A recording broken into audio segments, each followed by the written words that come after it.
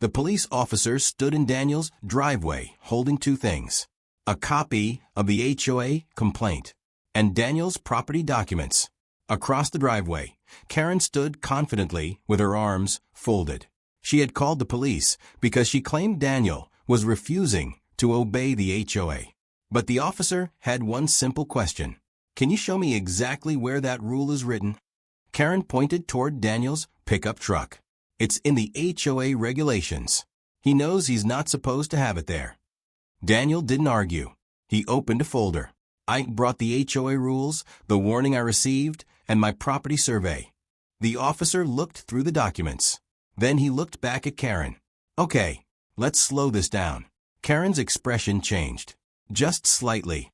Because minutes earlier, she had been certain the police would make Daniel move his truck.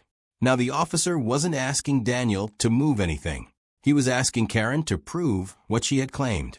And that was when a simple neighborhood disagreement started becoming a very different kind of problem. But how did a truck parked in a driveway end with police being called? To understand that, we have to go back to where this started. Daniel had lived in the neighborhood for several years. It was a typical American suburban HOA community. Clean sidewalks, well-maintained lawns, modern homes, and plenty of neighborhood rules. Daniel wasn't against the HOA. He understood why the community had standards. He followed the rules and kept his property in good condition. His pickup truck was normally parked in his own driveway. There was nothing unusual about it. Until Karen decided there was. Karen lived a few houses away. She paid close attention to what happened around the neighborhood. One Saturday morning, Daniel was washing his truck when Karen approached him. "Daniel, you need to move that truck." Daniel turned off the hose. "Why?" "It violates the HOA rules." Daniel looked at the truck. "Which rule?" Karen stared at him. "You know the rules." "I know there are rules," Daniel replied. "I'm asking which one applies here." Karen told him the HOA had already been notified. Daniel asked to see the rule. Instead, Karen said the HOA would contact him. Then she walked away. Later that afternoon, Daniel found a warning underneath his windshield. It said his vehicle violated community standards. But there was no specific rule number, no detailed explanation. Daniel read the HOA regulations himself. There were restrictions concerning certain vehicles, commercial vehicles, temporary parking, and other situations. But he couldn't find a rule clearly saying his pickup truck couldn't be parked in his own driveway. So Daniel contacted the HOA. His message was simple. "Could you please identify the specific rule that my vehicle is violating?" He wasn't refusing to cooperate.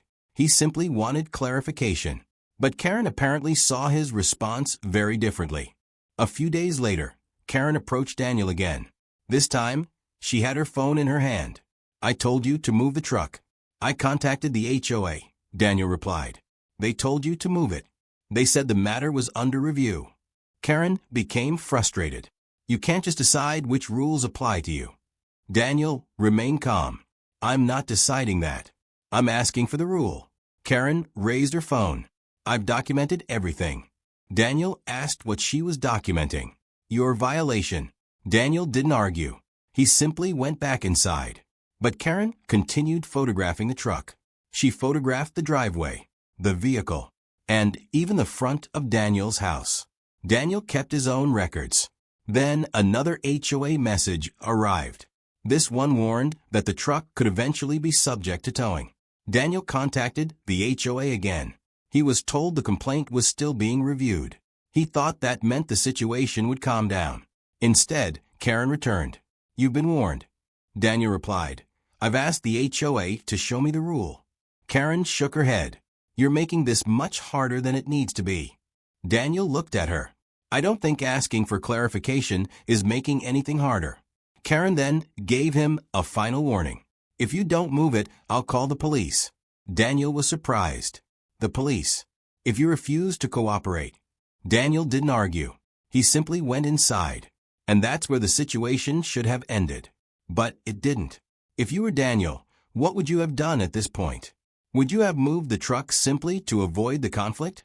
Or would you have continued asking for the exact rule? The next afternoon, a tow truck entered the neighborhood.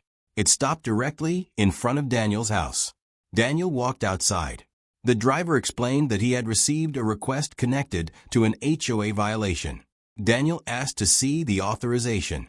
The driver showed him the paperwork. Daniel read it carefully. It referenced an HOA violation. But again, there was no clear explanation of the exact rule he had broken. Daniel didn't interfere. He simply said, "I'm not refusing to cooperate. I just want this clarified before my vehicle is removed." Then Karen appeared. "This is exactly what I warned you about." Daniel looked at her. "I've been trying to resolve this with the HOA. You should have listened." Daniel stayed calm. The tow driver made a phone call. A few minutes later, a police cruiser arrived. Karen immediately approached the officer. "Officer, he's refusing to comply with the HOA." Daniel waited. The officer asked Karen to explain what had happened. Karen said Daniel had repeatedly violated neighborhood rules and ignored warnings. Then the officer turned toward Daniel. Daniel explained that he had received warning, but had repeatedly asked the HOA to identify the specific rule. He showed the officer the warning, then his correspondence with the HOA, then his property survey. The officer looked through everything. "Okay," he said. "Let's take this one step at a time." Karen seemed confident, but the officer asked one question. "Where is the specific rule?" Karen said it was in the HOA regulations. "Can you show me?" Karen didn't have the document with her. Daniel did. And suddenly, the conversation changed. The officer carefully reviewed the HOA regulations. He found the section concerning vehicles. Then he looked at Daniel's truck. It wasn't a commercial vehicle. It wasn't blocking the sidewalk. It wasn't parked on common property. And based on the documents available, he couldn't establish that the truck was violating the rule Karen had described. The officer remained professional. He didn't accuse Karen of lying. He simply explained, "This appears to be an HOA matter. I'm not going to decide an HOA policy dispute here." Karen wasn't satisfied, but he's refusing to comply. The officer looked at Daniel. Daniel responded calmly, "I've said I'll follow the rules. I just want to know which rule applies." The officer nodded. "That's a reasonable question." Karen became more frustrated. She argued that other residents had been warned for similar situations. The officer explained that the actual rule and circumstances still needed to be established. The tow driver was told to pause the process while the HOA clarified the complaint. The police officer then advised everyone to keep the situation calm and let the HOA handle its internal dispute process. No arrest, no shouting, no dramatic confrontation. Just a professional officer separating an HOA disagreement from an actual police matter. But Karen wasn't finished. She wanted the HOA board to take action. And that's where the biggest surprise was waiting. A meeting was scheduled with the HOA president. Karen arrived confident. Daniel arrived with his folder. Inside were the warning notice, his emails, the HOA regulations, and the property survey. Karen spoke first. "Daniel has repeatedly ignored the rules." The HOA president asked, "Which rule?" Karen identified the vehicle section. The president opened the document. He read it. Then he looked at Daniel's survey. The room became quiet. Finally, the president said, "I don't see where this section prohibits Daniel's truck from being parked in his driveway." Karen immediately responded, "But everyone knows that's what the rule means." The president remained calm. "We can't enforce what we think a rule means. We have to look at the actual language." Karen insisted that other residents had been warned. The president acknowledged that possibility, but he explained that past assumptions didn't automatically establish a violation in this case. Daniel didn't celebrate. He simply listened. The president reviewed the towing request. Then he reviewed the warning. Everything pointed toward the same conclusion. The complaint had been escalated before the specific violation had been clearly established. And suddenly, Karen's confidence began disappearing. The HOA president finally made the decision. "Based on the documents we've reviewed, we're not going to proceed with this violation." Karen stared at him. "So you're just letting him do whatever he wants?" No, the president replied. We're saying that this particular complaint hasn't been established. The HOA closed the complaint. The towing request was not pursued, and Daniel's truck remained in his driveway. The consequences weren't dramatic. They didn't need to be. Karen had wanted the HOA and police to force Daniel to comply. Instead, involving them caused everyone to examine the actual evidence. And that evidence didn't support her claim. Daniel thanked the HOA president and gathered his documents.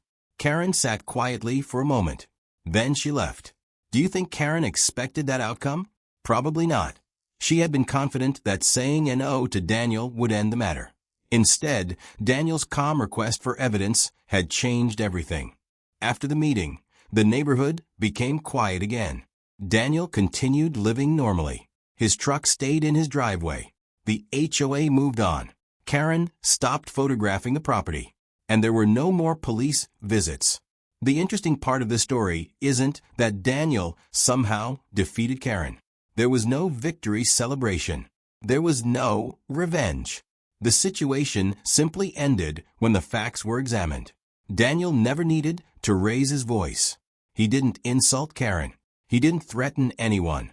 He simply kept asking the same question. Where is the rule? That question forced everyone to move away from assumptions and look at the actual documents.